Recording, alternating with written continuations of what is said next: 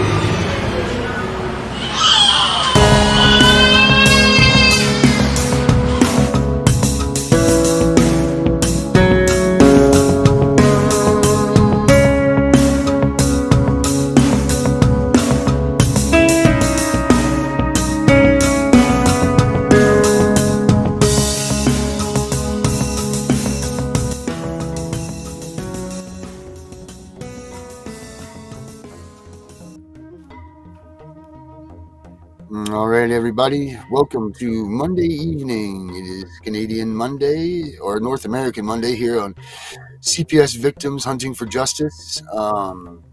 Today was just a normal day for Monday when I was waking up and I was saying, well, here we go, another week to kick off this thing. And, after such a great week last week, coming up with information and things that we could pass on, I was like, how can we even begin to top that week? And, lo and behold, what do we see?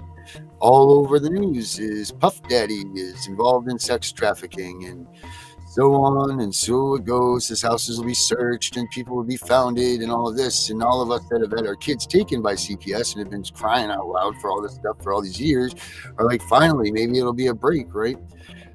But will it be? This is the scary part. What is going to what's going to overtake this? We are all sitting here at the bottom level feeders, I guess, to the trafficking, being parents that CPS have removed their children, taken them and inserted them in that. We're the source here, but is it going to be overtaken by the celebrity status and make human trafficking a different issue than what it is? While I was looking up this topic tonight, I found this breakdown here, and I'm going to read this. It's from X. It's a pretty interesting article that this person wrote. It says, Human Trafficking Exposure Operation, the timed release. It says, 1, Elon draws attention to Pizzagate, lets it go viral, deletes posts to make it go viral. Many became familiar with Pizzagate. The cognitive suggestion left to soak in. Arrests all over the nation of 5 to 50 people, rings involved in sexual exploitation of women and children. Dozens in past couple of months, adds legitimacy to Pizzagate. Judge Loretha Preska orders release of Epstein's flight log, shot across the bow to all involved. People think, maybe it's real. 4. Knowing this was coming, Gates and RFK Jr. and others released cover stories. Expect more. That and resignations. Good time for cyber attack. 5. When flight logs are released, it will go viral. Elon will see to it, as will Tucker. Weeks, months will be spent denying. Many resignations will occur. People will be in shock. Their favorite actors, singers, politicians, denial will be huge. 6. Next phase will expose physical evidence of those in the list involved with sexual abuse of women, men, and some children. Then out comes the reasoning for the flight and its fake calls. It was only a vacation my family went to. It wasn't me. Think claiming fake AI images, video, and audio. By now, people will accept and become angry. Post-election into we finish. Then the bomb drops. Evidence of children's sexual abuse by the same. People will want mass arrest, justice. Number 8. Then it will be linked to Child Protective Services and other agencies involved in international human trafficking conglomerate, showing it isn't one-offs and it's a global business. 9. Then the people involved at a scale will be exposed. The kingpins people will want 100 times more justice. Use your imagination there. 10. Mass arrests, trials, and justice. Then they write, then the healing can commence. Closure. You think 9/11 brought people together? This will unite the world forever. Mama bears and Papa bears united around the safety of their children. Quantum checkmate. That's pretty damn impressive, and it's pretty much going with the flow. At this point now, I'm going to bring in my ladies, Miss Josee from the Great North, and Miss Melissa here from the South. Ladies, how are we doing tonight? Good. How are you guys doing? I'm good. Hope all's well with you. You guys have any updates before we go tapping into that? What do we got going on with you guys and stuff? Anything good? Yeah, go for it, Josee. Jump right in. Okay, so I am a week and 1 day away from going to the courthouse again to see if they will accept the charges for the human trafficking against CPS. So that's what I'm in right now. And another update is I finally got that the hospital to call me back. Yeah.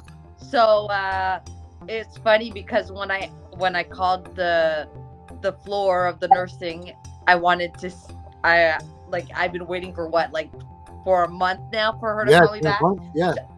She finally called me back and she's like, did you make any complaints to the hospital? And I'm like, yeah, I made. And she's like, well, can I have the name? Because I have to verify, blah, blah. And I'm like, okay, just 1 second. So I came upstairs to get my book. And I was like, on this date, at this time, I talked to this person, blah, blah, blah. And she's like, I don't think she was expecting me to have everything recorded. Right. And then I'm like, well, I'm gonna need a response about what your protocol is, because I want to know because basically she told me that it was CPS, but I was like, can I have this in writing? And I want a copy of your protocol. And she's like, well, it's not going to be me. It's going to be the person that made a complaint. And I'm like, well, if you can't provide me the answer before the 2nd of April, I'm going to have to go to court and get it mandated out of you. And I said, your name is going to be on my list for today. Right. You're going to be in my book now too. And she's like, okay, but so I didn't get any answers. So hard. They're trying so hard to cover this up for you. They're making it 100%. very difficult when it's very easy. So clearly that's got to be, they're doing something wrong. They're hiding something, right? It has to be. How can it not be, Yeah. Did the hospital, did anywhere near the administration, nowhere near the hospital administrator have gotten to you though, right? That was the first. Well, she was, cause first off, I called, this is how it went. So I called the security guards, and I asked, how do you guys get a call to show up to the floor? And they confirmed that it's normally the floor that calls them to arrange it. They get orders from whoever's the director of the floor. So I said, okay, so and then I called the 3rd floor where my daughter gave birth, and then I got the nurse and I said, hi, I'm just wondering, what is the procedure for when you get a birth alert? And automatically when I said that, she goes, I'm the head nurse. And then she goes, well, why don't you call the DPG, the CPS? And I said, funny because I never mentioned CPS. So are you confirming that you get your orders from CPS? And then she got baffled and she's like, well, I'm not answering this question. Who are you? And then she started asking me like a whole bunch of questions. And then she transferred me to her boss, which is the one that asked if I made a complaint and blah, blah, blah, blah. So, yeah. So I got it. It's CPS. They're in the crosshairs. They're for sure. They know where they know that you're coming for them. Yeah, exactly. Hey, Josie, I had a question for you because I'm originally from Michigan, and Michigan had some pretty phooey rules like that. Does Canada have what's called the birth match system? We have birth alerts. Okay. So I'm very familiar with how that system works because Michigan has it too. Now see, Alabama don't have it. Oh hell, Ohio don't even have it, but Michigan has it. So every time an expected mother comes into the hospital and they put her social security number in that system, it pops up if it was ever substantiated, and it's mandated that the hospital automatically call the department. Yeah. Wow. And that's what happened in your case, right, Jules? Pretty much. We're still not 100% sure, but she was flagged 100%. We know 100% that the social worker called the hospital to see if she's given birth. So now we're still in that. Does she get it from social assistance before the pregnancy? Nothing is confirmed yet. We know it's a birth alert 100%, but we just don't know. Does she have other kids? No. Then She got Olio, right? That's like Olo, yeah. Olio was the name of the program she was on, yeah. That's her tie to that. Yeah, because that's retarded. Because in Michigan, you have to have a substantiated history with them. No. Yeah, she got nothing at all. It's crazy. I would be challenging. Like they say, the best way to beat them at their own game is use their own procedures against them. Exactly. Get copies of their handbooks and start challenging your rights. Like that's what I'm doing in a week. You know, you may not have a U.S. Constitution, but England, the English laws still, Canada and all of them still have quite a bit of constitutional equivocal to protect you. Rights. Yeah, Charter of Rights. Yeah. Now, do you have similar laws and rules and things like that we do, or is it also right? We don't have the Fifth Amendment and stuff like that. Right. I'm not well versed. I know we have the Charter of Rights.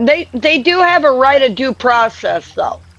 And see, here in the United States, the right of due process is the biggest one to challenge because the entire way the CPS system is built, and this was actually, I talked to a world-renowned professor of constitutional law because we have something here called the Supremacy Clause. Meaning that anything against our Constitution is void from the start. Well, to screw with your life and liberty and family, that's against the Constitution, so it should be void. And me and him had this long debate, and he told me, he says, look, everything CPS stands for on its infringement of the family unit is a violation of due process. And he says it, and he told me, he says it don't matter what country you're from, every country in the world has some form of protection of due process. And he says that's where the strongest fight lies. And how are you doing? How are your things going? Well, my case was put on hold because we made constitutional argument and kind of ticked off the whole courtroom. They said something about they thought someone might be abusing my daughter in the one home. I asked the worker about it. 2 hours later, my daughter's in a whole new home. No clues to where she is. They ain't telling me anything, even though they have no whatever. But tomorrow's an ISP meeting, so I should be finding out something.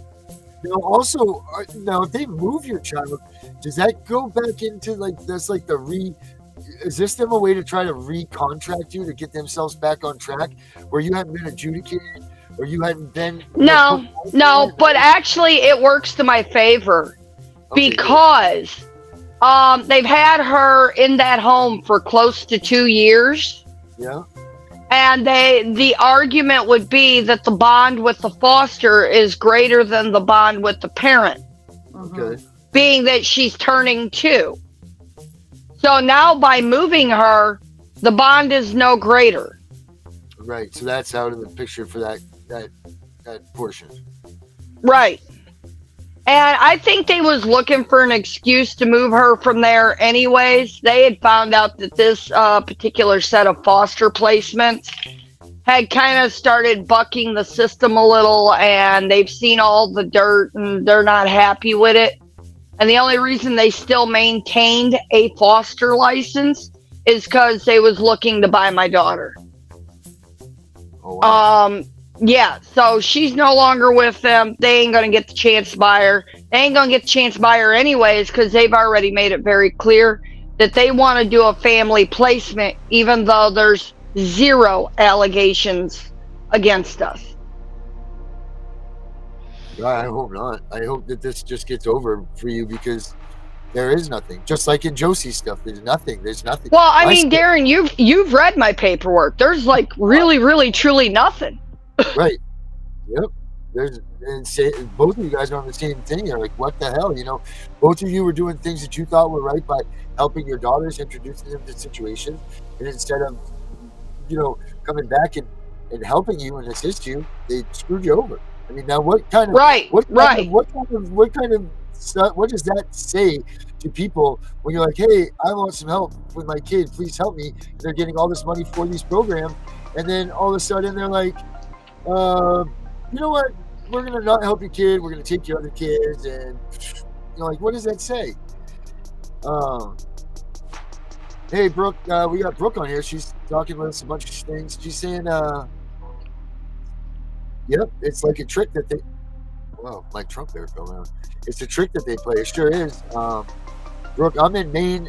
Josie is in Canada, and Melissa is down in Alabama. Oh, she does advocating. Brooke does advocating. Brooke, do you want to, I can send you a link if you want to come in here and chat with us for a minute. That'd be really cool. She does advocating all across the unit, wherever she can, she says. That wouldn't suck to have her on here speaking with us. Maybe she'll have some inside tips for us. She's in Minnesota, so perfect. Yeah, Brooke, if you want. That's where Kim's at right now. Kim's up in Minnesota. Is she? Yeah. Oh wow. So what do you think? What do you think P Diddy is gonna get? You know what? I've been reading up on this. I'm gonna be honest. This is how I didn't realize the Epstein connection and how much they've been after him a long time for this. Well, he was on the Epstein flight list. They said. I saw that. It's crazy. This thing's crazy, and it's just developing more and more as the moments go. I got it going in the news right here. Let me see here. Let's see if this. But what is Homeland Security for you guys? Is it like the police for like the military? And what's they're like everything. They're FBI.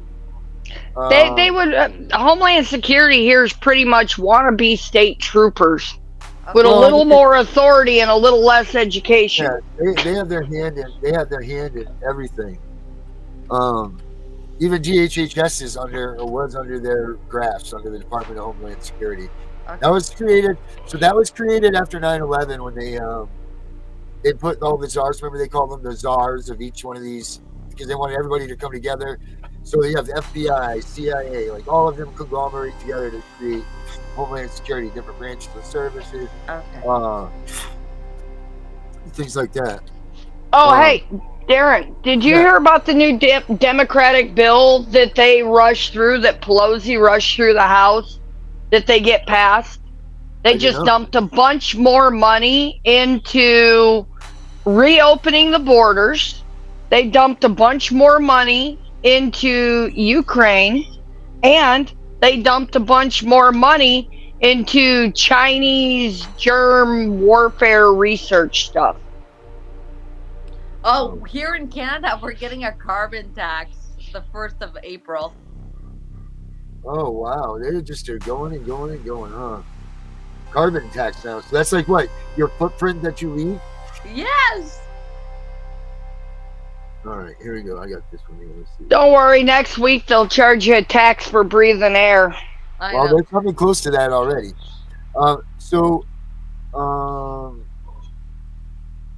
Let's see. So Brooke is going to give me an email. So check this out. I'll show you. This will explain everything about the P. Diddy connection right here. Hold on a minute. Yeah, that's all over the news down here right now. They got it on all the news stations. Yeah. Well, did you see the thing about 2 months ago? They was trying to say that P. Diddy was in on the Tupac murder and all that. And Well, then they that's turn a good- around and they not only discovered, but they actually raided his house in Canada, but Tupac's still alive. Creators and step into the Yeah, spotlight. that's what some guys were saying, that he was in P. Diddy's attic. That's what they were saying on one of the things earlier. When we initially reported on this Diddy lawsuit, it just seemed very convoluted and difficult to decode, but I've seen that this story is gaining more and more traction over the last few days and over the weekend. So I decided it would be best for us to revisit it because the details are getting more and more disturbing, and I feel like the media coverage didn't fully articulate a lot of these stories. So basically, to recap, this is a 73-page lawsuit that was filed by Rodney Jones, who was a producer for P. Diddy's Love album from 2022 to 2023. And all of the things that he is accounting in this lawsuit were that recent. So it's not like we're bringing things up from the 90s or the 2000s or even the Right. 2010s. This is all recent stuff. So not only did this producer allege that he was the victim of sexual misconduct, but he made it much more broad and basically said that P. Diddy was running a RICO enterprise out of his Miami home, trafficking in guns, in drugs, and procuring prostitutes, some of them underage. And Right down the street from engaging in a Epstein's lot old of mansion, sexual right? misconduct, basically, through this whole power structure that he's built around himself. And it just gets deeper and deeper. So essentially, people are calling him the Jeffrey Epstein of the music industry, or at least the rap industry, the rap world. Because it's an open question that we're not going to answer today because we're just, basing this off of what information is available to us. It's an open question how much of the entertainment industry and politics and every industry is hinging upon a network of sexual blackmail leverage, basically. Let's talk about that for a second. Now, how often do we hear this in all of these stories? Where is CPS when you're hearing about NFL athletes that are, doing these things? Where's CPS when these athletes are found doing enhancing drugs? Where's CPS for all of these children? Where P. Diddy has 6 kids. Where are all of these children, and where is CPS? You don't ever hear CPS being involved in these rich people in their allegations or their problems, but you get caught smoking a joint or you do something ridiculous or you get some sort of an action. CPS is banging on our doors here in the United States. Well, you guys must have heard that little girl that was left alone for 10 days, right? No. You didn't hear it? No. It's huge. So it's in the United States. This mother left for 10 days on vacation and left a 3-year-old by herself What? for 10 days. What? And then supposedly, this is allegedly, she lived with her grandma, her mother, and her sister or whatever. They were also gone on vacation. But then if you listen to the story, it's as if this isn't the first time this has happened. Where the fuck was CPS? Like, if, Right. like, where's the family? Where's the people like saying that this baby was in danger, you know? But Right.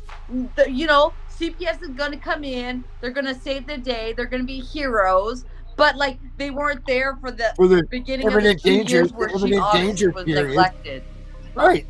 Yep. And it'll be a month before they show up there now too, probably. Yeah. But you're right. They'll come in there and they'll use this as a poster piece for CPS to be freaking heroes. But yet that kid stayed alive probably by eating carpet and doing whatever it could do, because I mean 10 days being by themselves at that age. I mean, how did they stay alive? They did something. You know, I'm sure they didn't have their meals planned for them. I How know. are they even And left at alone this to point, begin is with? it real? Like I don't even believe in the news anymore. I'm just like, okay. But all I've been seeing is like horror stories. That Frankie one, that woman that lived in Utah, that was a Mormon or whatever, Yeah. that got her kids, that tied them up and everything, and she was a mom influencer. Did you see that? No. Oh my god, it's on TikTok all week. I'm just like, why is my algorithm doing this? Well, Yeah. well, guess what? CPS went in. They found the little girl that was maybe like 7 or 8 years old in a closet. She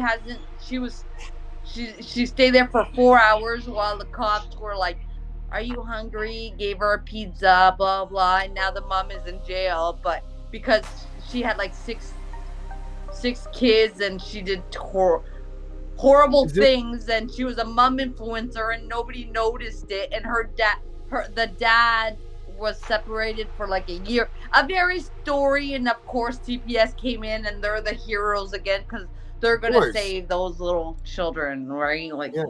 So was it this story here? Was it the mom that went on vacation to Puerto Rico? yeah, I think so. That's something like that. Yeah. All right. Yeah. Let's take a look at this thing here. Let's take a look at this. Let's see what they're saying. Oh here. god. Yeah. Man, where the hell is Herbert? I don't know where Herbert is tonight. I hope he's all right. The negative harms that have been caused by tobacco in my community Sorry. have been death and left her 16-month-old daughter Jalen alone and unattended at her home beginning on June 6 of 2023. Candelario didn't return home until 10 days later on the 16th, and upon returning home, she made the tragic discovery. Her daughter was found unresponsive in what investigators described as a filthy playpen. She had been extremely dehydrated, and the young toddler was pronounced dead at the scene.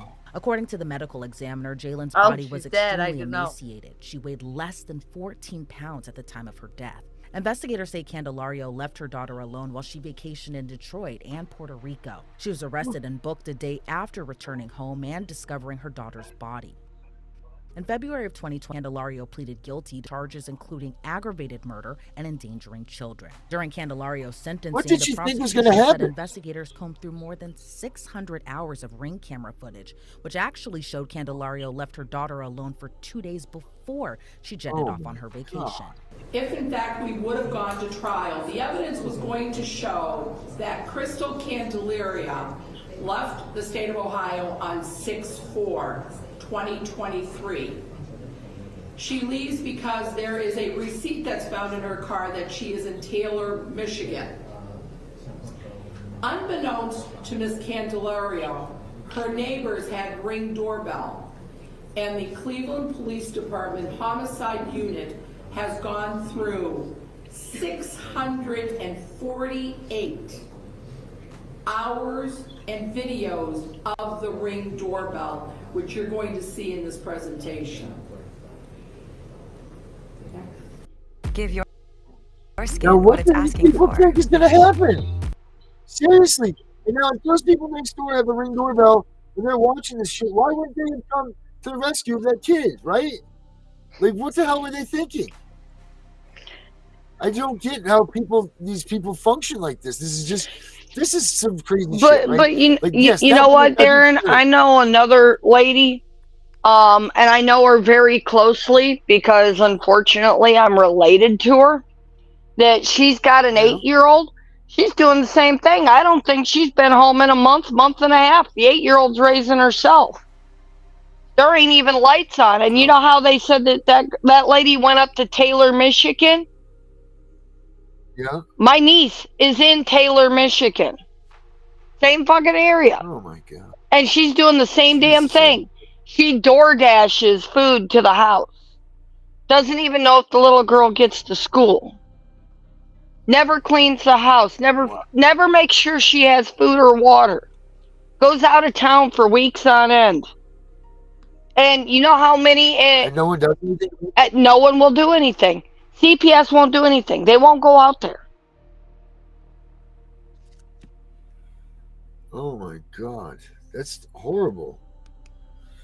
Oh man. Are you kidding me? Like, this is just, I know that this stuff happens, but come on, you know, like what type of people are we creating, or what people are alive that make this, like, how can you eat at Denny's knowing that your kid's in a freaking playpen?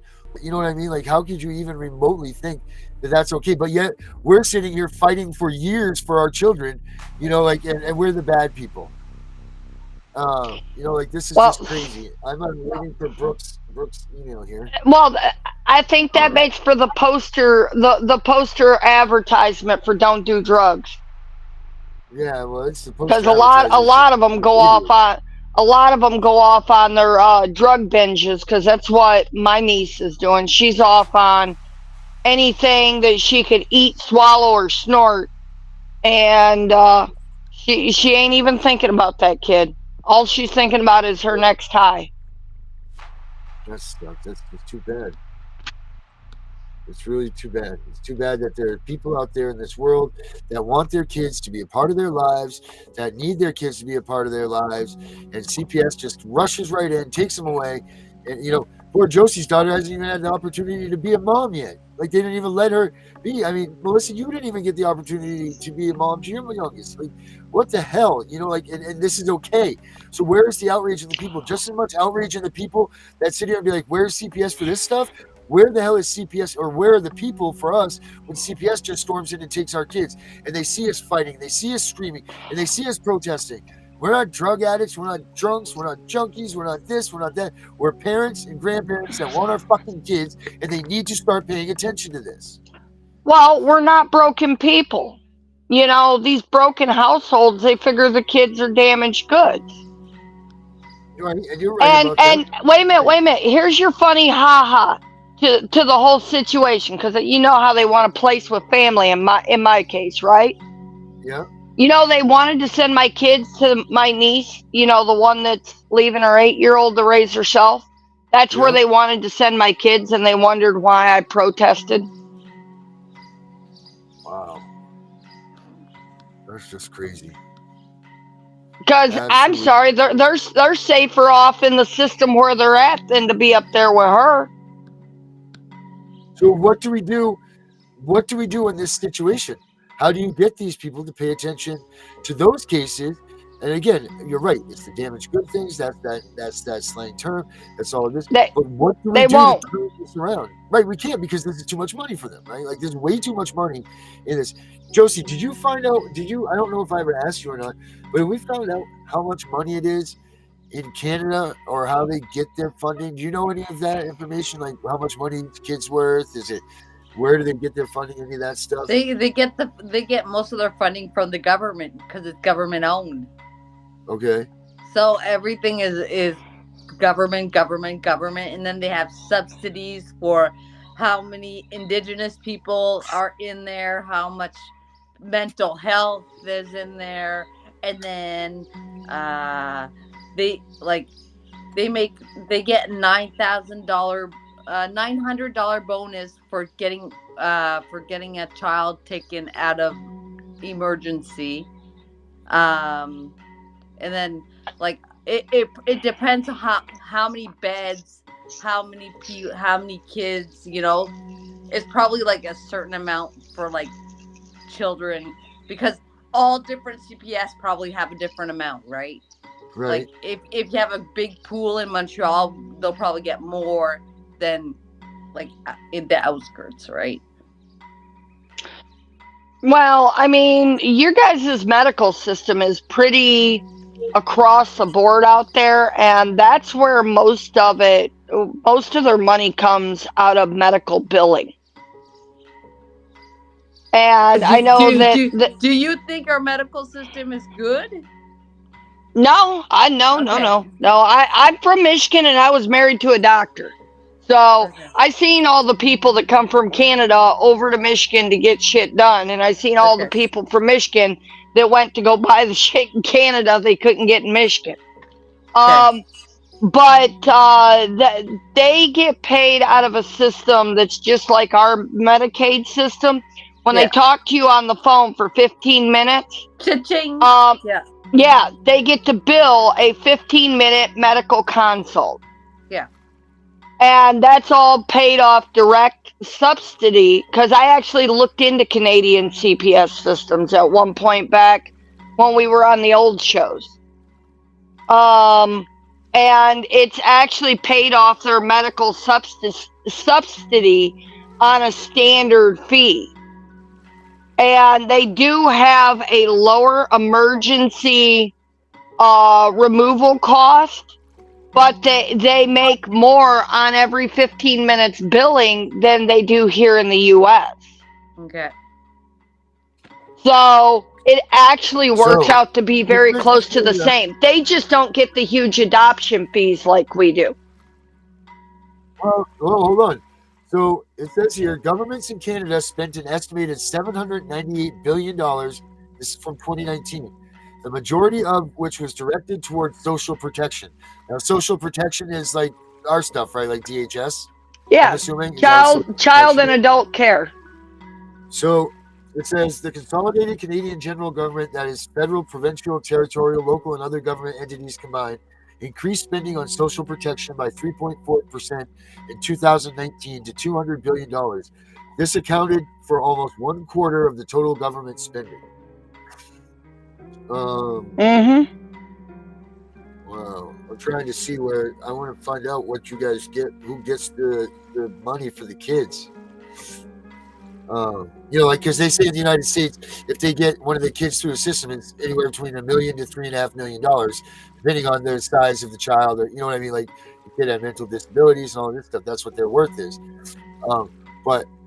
Okay, Brooke said she sent the email. Cool. So what I'm trying to find out here is what they get per child in Canada. So I'm looking at something that's called StatCan. I don't know if you know any. I thought when I was still hosting with Deidre, I had looked into something like that because I had a lady from the UK and a lady from Canada, both that had come on to the show, and I ended up finding something where it seemed to average about $750,000 on a kid. On the low end, because they try to have them already adopted by 15 months. So they kind of rush through the process a lot quicker. So I think that's where they cut the funding. But I think the general steal a kid budget seems to be about the same, no matter where you look at it. Let's see. I'm looking here.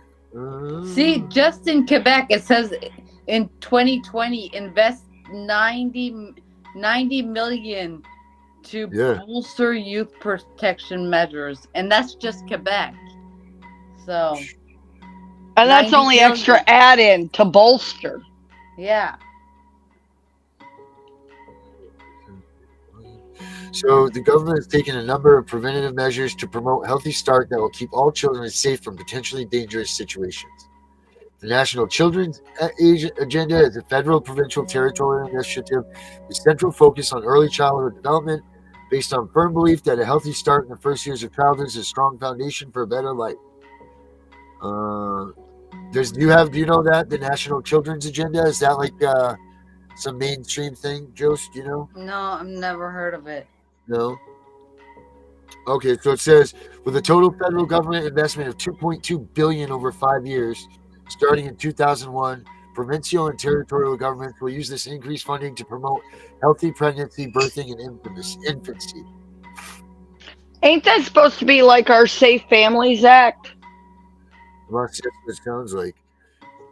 I'm trying to see here. Oh, Brooke, they have a message in there. Okay, good. Brooke sent the email, so let me go get her in here. Brooke seems like she's got a lot to say. Come on, Brooke, where are you? Brooke. Where is Brooke? Primary. Where are you, Brooke?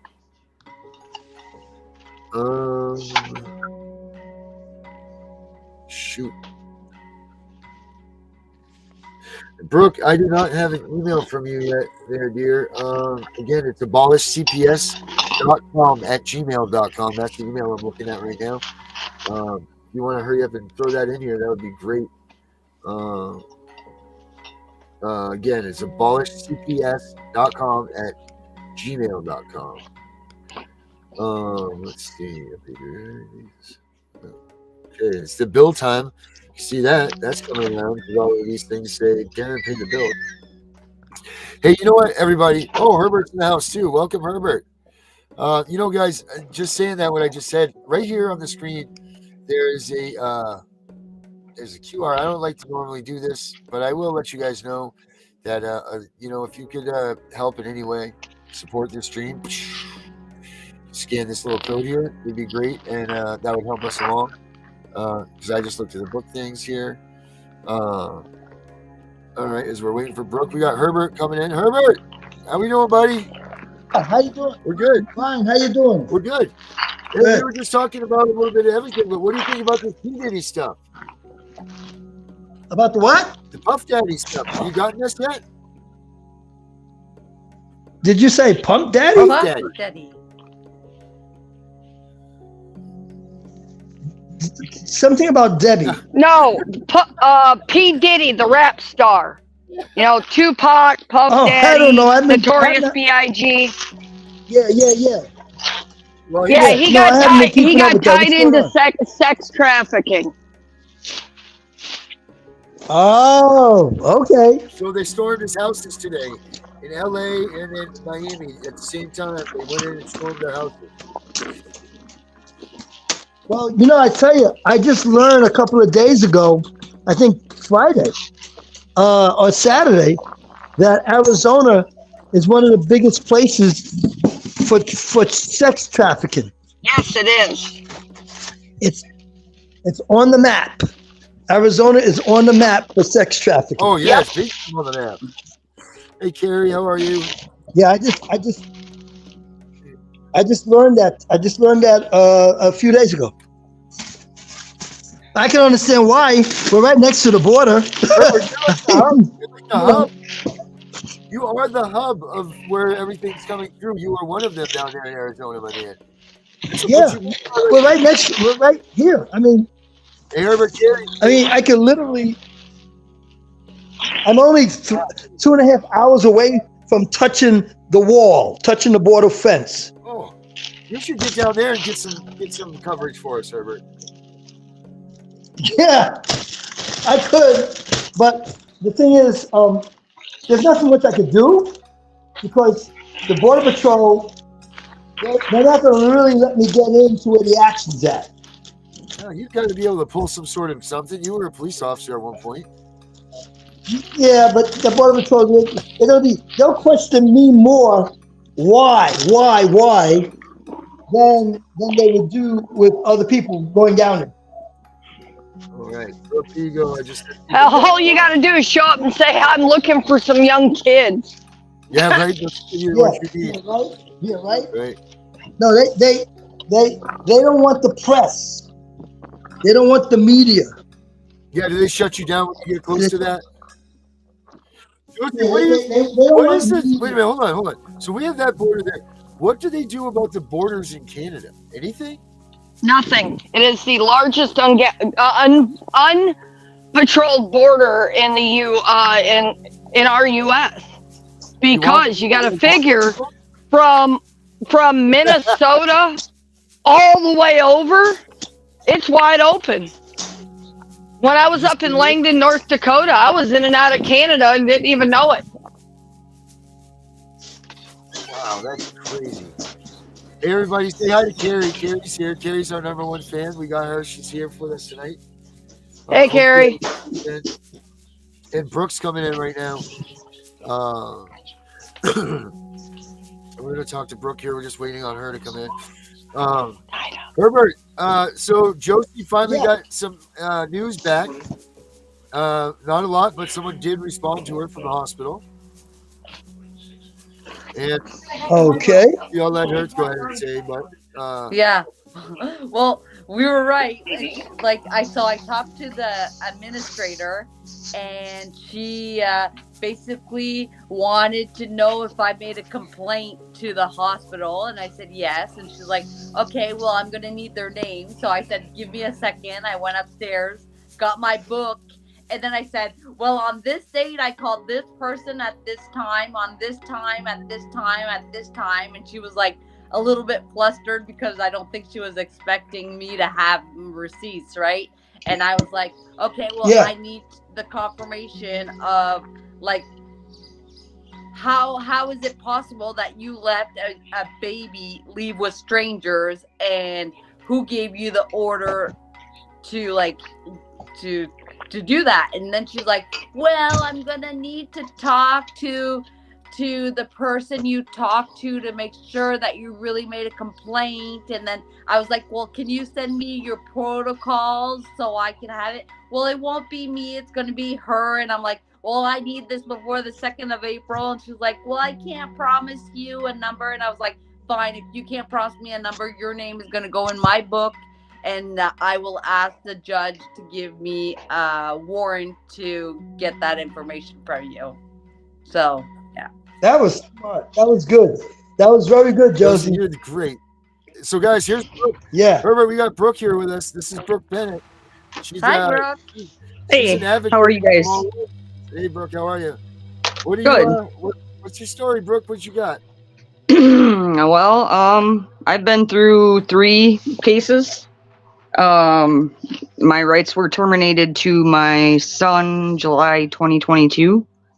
I have an older daughter. A lot of corruption. I didn't know my rights.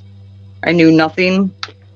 And I'm going to start school this year to become an attorney. I was gonna become a family attorney, but I think I'm gonna go do commerce and contract law instead, because that's where this all stems from. Yeah, hit him in the pants, hit him in the pocket. Hey, Yep. Well, I mean, everything is deranged around, like I was saying earlier in the chat, there's only 3 constitutional courts in the United States. The rest of them are commerce courts. We're going into them thinking that we're in constitutional court, and we're in a commerce court. Mm-hmm. That's what there's. But you know, I found something the other day that said this, and I don't know how much truth there is to it, because I'm not a lawyer. We're not lawyers. None of us are lawyers here, people. Nope. So if you use whatever we say, research it yourself.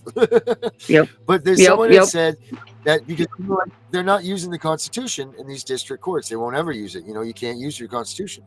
But if you use your state's Constitution, they have to abide by that. And a lot of state constitutions go hand in hand with the federal Constitution. I don't know how much I've been looking into that though, and it seems like that this person might have been right, and that's a pretty solid piece of information. But like I say, research it for everybody else.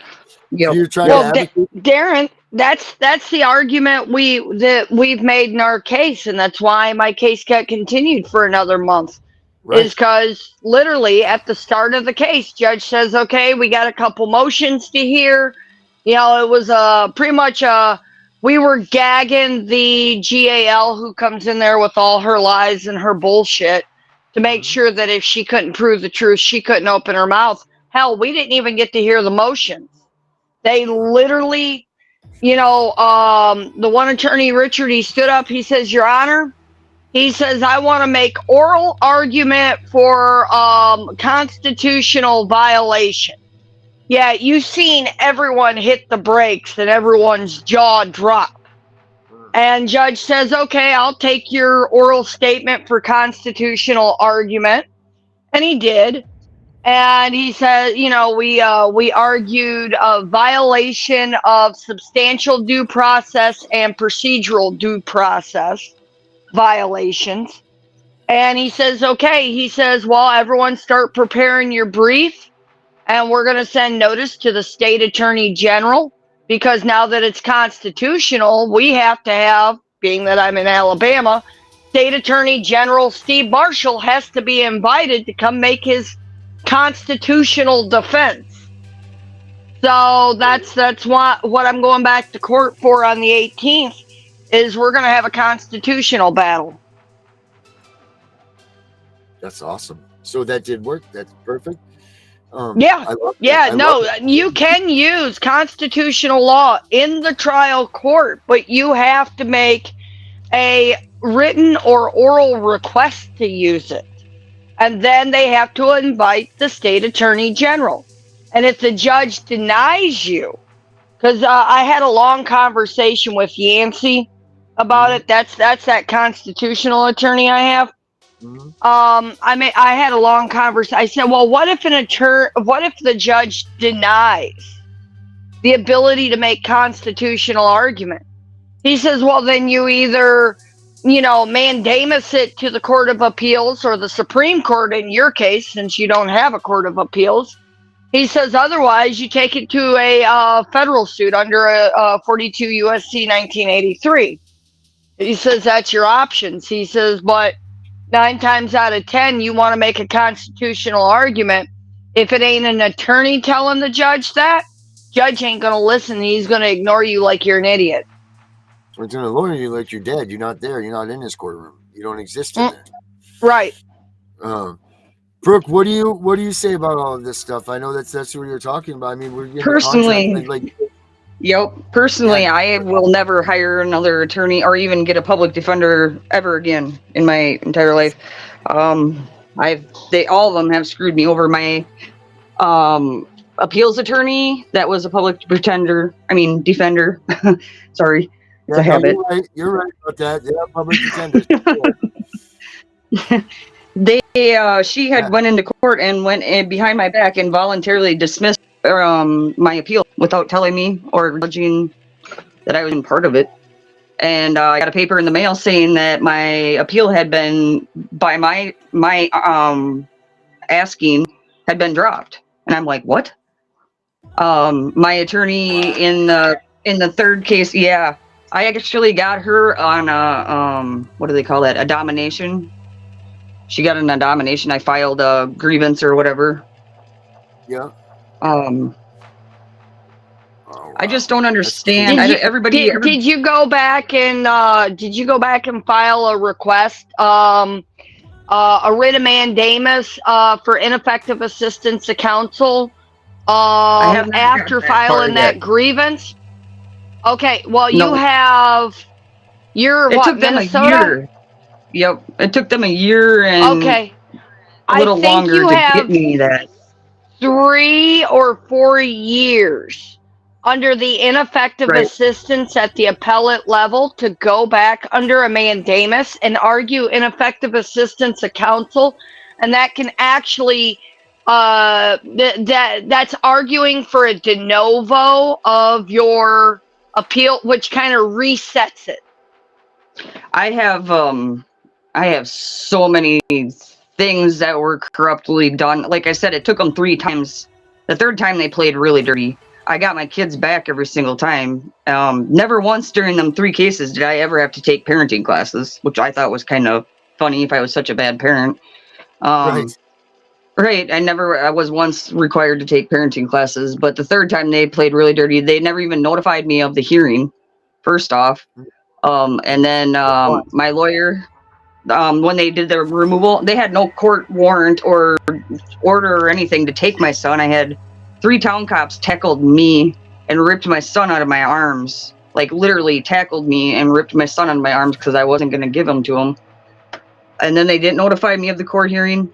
My lawyer, my public pretender for that court hearing, I never even signed for him. They had him show up at that hearing, but I never even requested a public defender. I was going to defend myself. But he went in and acted in my whatever. presence. And then what else did they do? Oh, he had told me that that was not an appealable order, and it was. He lied to me. I got that. I got that. Then I have them in their own writing in the social workers at the end of the case. You know, you can get the social workers notes and stuff. I have in their writing or their testimony saying that they forged her social workers boss or whatever told her she had asked her what she should do, because I never contracted with them. I never signed a case plan. I never agreed to nothing because I didn't need their services. I was doing the best I'd ever done in my whole entire life. I had my dream job, you know, house, car, all the, you know, on mortgage. I was working on a mortgage loan, all this stuff. I was doing great. But they came and took my son, and there was no reason for it. None at all. My mom wanted the foster care payments again because she had gotten the kids the first 2 times or whatever. So I didn't sign any. I did not contract with them. They should have not been able to do any of that. I think I was not given my due process rights in the beginning when they didn't notify me of the court hearing. So I think everything should be void after that. It's supposed if to be I'm void understanding it right. Yep. It should be void ab initio. So it should be vacated. It should be vacated. I shouldn't even have to make it to the appellate level. The appellate level shouldn't even. Right. Everything from the beginning, from that reset and all the way forward. So if you got a restraining order, if any other things got compounded on because of that, that all is supposed to be in a void ab initio. That's all supposed to be eliminated away. Yep. Supposed to be. You know, we know how things go. Supposed to be. Right. I still haven't got a response for my appeal, and I did that in January. Have they accepted it? Oh, you ain't gonna hear back that quick. An appeal typically, so after you file your appeal, because me and Darren have had this conversation many a times, because he too's been waiting since December, January. Yeah. After you file it, it takes up to 30 days for them to accept it. Then they got to send out notice for other people to write a response brief. Okay. And send that in. Well, actually, it wasn't an appeal. It was a refusal for the appeal. For the district. So remember, I appealed a decision, right. And then after CPS refused the appeal process, and then we went to court to see if the refusal would be accepted, and I'm still waiting to see if the refusal is rejected so I can appeal. So you can check it. Yeah, I tried. They won't answer me back. Hey, through the Pacer, or not the Pacer system, but the Emacs. Oops, sorry. Everybody's talking. I don't know. I know. Yeah, go away. Hey, the leg. Hey, Darren. We'll just say yes. Since you're sitting next to your computer, can you look up Canadians' rule for denied by action of law? Sure can. Because I think it's 60 days out there. So which route she would be picking? I thought it was 30. But now we're some cases are like here. It's decided by each state. They get their own, choice to decide. In Maine, it can be up to 6 months, depending on the question or motion in question. In my state, it's 21 days across the board. But I think Canada has a countrywide denial by action of law, and I want to say I think it's 60 days. Because after you pass greater than 30 days, you can go ahead under a writ of mandamus type procedure. You'll have to look up what the rules in Canada are for, they call it a interlocutory appeal. And that's taking any decision that has not been ruled on or that is not a final order. All right, Josie, you have 30 days from the date your family member received the refusal letter to file your notice of appeal. That I did. Okay. So then I guess it's on them. Did you notify the appellate court, your appellate level court, when you filed your notice of appeal? Because you got to file in both places. Yep. I'm gonna look into this. No. The only thing I filed the appeal the 5th of December. Okay. In The district? 18th of I filed the appeal like in the appeals court, okay, and then the 18th of December, I got a letter from the CPS saying that they refused the appeal because they didn't want me to appeal it, and then I think like in the end of January, we went to the appeals court, and it was a lawyer from Quebec or whatever, not from the region.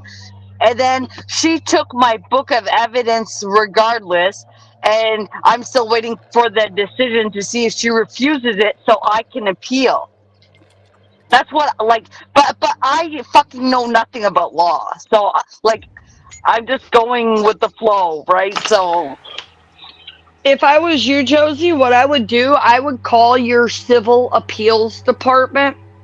And 9 times out of 10, the clerks that work at the civil appeal level, because of the fact that so many families are having to do appeals themselves, because they either, one, make too much money for court appointed, therefore they get stuck having to do it themselves, because an appellate attorney is very expensive. Well, if you call and you talk to them, they'll either tell you the procedure or tell you where to find it on their website. Okay. And they'll almost always have some kind of how-to manual for it. But what you want to find out about filing, though, because if it's denied by action of law, then you're looking at what's called an interlocutory appeal, which means an appeal of an answer or no answer, of something that ain't a final answer. Because then you're asking the appellate courts, you're saying, hey, this is his job. Make him do his job. Make him make a decision. Okay. I think, I don't know, looking back at everything. Whoop. Go ahead. No, go ahead. I think if there was one thing that I would have done differently and that I'm struggling with right now to try to figure out is, like, everybody wants to hurry up and get past the district and the appeals courts, and they want to run to federal and everything, but them are the people that contracted CPS in the first place. I don't understand how that's gonna benefit us. They're just gonna keep going around in circles and stuff. Yeah, but the way the higher courts benefit you is, okay, so I spend a lot of my time in the day speaking to attorneys all day long, okay? At the trial court, that judge deals with you as a person. They deal with the workers as a person. They deal with your kids as a person. The appellate, the Supreme, and even the federal, the U.S., district court, they deal with the actual statutes. So when you go to the higher level, you're not arguing your case as I'm the mother of 3 kids who got stepped on. You're arguing the case of this worker was supposed to do this on this date and didn't. The judge was supposed to do this on this date and didn't. And I did all 3 things I was supposed to, and I received no acknowledgement of it. Therefore, these are the rules they broke. And this is what the previous case laws that were established in my state say you must do. And that's why the higher level is the better place to beat them, because you'll almost never beat them at the trial level. And you're not going to beat them at the appellate level if you go up there arguing, but I love my children, because at that level, it's not about the like, the dislike, the love. the abuse. It's about strictly the statutory law and how case law shows. This is how your case must be handled. Not should be handled, not could be handled, but must. That's good information. Unless they were going to make a what do they call that? A presidential, or, I'm tongue-tied. They're going to make a change in the law or whatever. The presidential. Do you have something to write with? I'll give you my number and you can call me and I can teach you a couple appellate things that may be actually very useful to you. Right. Josie, I just found some good stuff for you that I'm going to email you. Yeah, there you go. My number is give her my 251. Okay. 251. Don't give your number out here. People might take it. No. Yeah, everyone can have my number. Okay. No. My number is all over. I'm actually registered with National Crisis Hotlines. I get calls from people all over the country. Right on. So my number is 251-727-0402. And for anyone listening, if you have a question about your case or you need something, call me, preferably not after midnight, but call me. Are you Central Time or what time zone are you in? I'm Central. Okay. Hey, Brooke, do you want to come back on tomorrow night? Sure. Hey, Darren. Talk a little bit with us? Yes. Sure. Tomorrow night, Cheryl and Elizabeth from Nashville wanted to come on. We'll have a good powwow. Well, that's National Action Network, and Elizabeth, you remember me telling you about the case where they framed the husband and wife combo, and they've been holding their kids for 6 years, and they've been beaten, raped, starved, tied up, and the whole 9 yards? Yeah. I got framed. Yeah. Yep. They wanted to see if you was available tomorrow because they wanted to come on. Hey, we'll run late tomorrow if we got to run late. That'll be great. That'll be okay. Good stuff. We'll give you a lot of information. That'll be for that. Josie, and we'll also be advertising tomorrow through National Action Network more information on our advocacy programs to train and license advocates across the U.S. Cool. All right, Josie, you got any last words from up north? I got this. No. I got a good stuff right here. I'm going to email it to you right now. All right, sounds good. All right, Melissa, you got any last words? No, I'm good. You're good. Brooke, you want to kick out anything before you're out of here? No? Nope. I don't want to hold you up too long. We got tomorrow. We'll talk about it tomorrow night. You guys already heard what we're going to be doing tomorrow night, so make sure you check in with us. All right, guys, thank you very much for coming on. I appreciate it. Josie, I love Josie Mondays. I can't wait to talk to you next Monday and hear some results because you're going to love what I'm going to send you. So thank you for being on with us, Josie, again. Right on. Ladies, I will see you all tomorrow night. Thanks for having me. Oh, yeah, you're welcome. I'm excited. This is exciting stuff. I don't know where Herbert went, but he checked out. So there we have it. We got P. Diddy in the news. We got sex trafficking. We got all kinds of stuff that's shit's hitting the fan, people. And, every bit that this news media helps us with this, it's getting big. It's getting real. And, we'll see what happens tomorrow night. I'm CPS Punisher. I'm out of here.